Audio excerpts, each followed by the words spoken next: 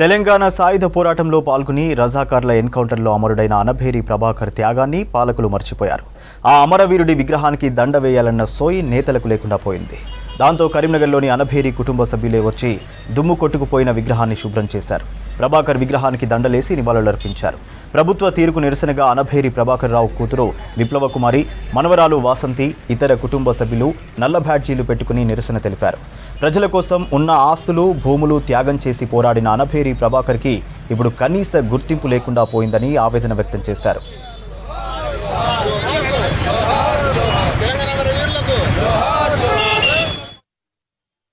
మీరు వీళ్ళని విస్మరించి జాతీయ జెండాలను గౌరవిస్తా అంటే జాతీయ జెండాను ఏ విధంగా మీరు గౌరవిస్తారు?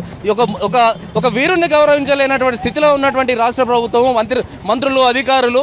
మరి కరీంనగర్ జిల్లాలో అన్ని రకాల పోరాటాలకు పుట్టిన ఇల్లైనటువంటి కరీంనగర్ జిల్లాలో మేధావులు ఉన్నారు. ఇక్కడ ఎందరో బిడ్డలు ఈ దేశానికి ఇచ్చినటువంటి ఈ సెంటర్, కరీంనగర్ సెంటర్లో వాళ్ళ అనవేరి విగ్రహాన్ని వాళ్ళ పట్టించుకోలేదంటే ఇది చాలా బాధాకరమైనటువంటి విషయం.